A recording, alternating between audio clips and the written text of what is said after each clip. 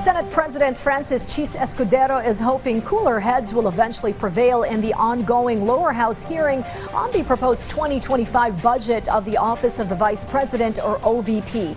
It can be recalled the OVP hearing became tension-filled as Vice President Sara Duterte and several House Solons exchanged barbs.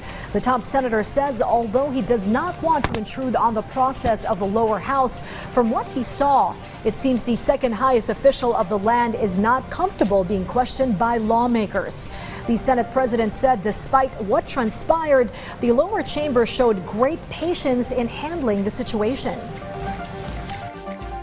Maliwanag sa napanood ko kahapon na tila hindi isang kaibigan si Vice President Sara sa ilang miyembro ng Kamara at sa Kongreso kahapon. Sana magbago yon sa susunod na pagdinig.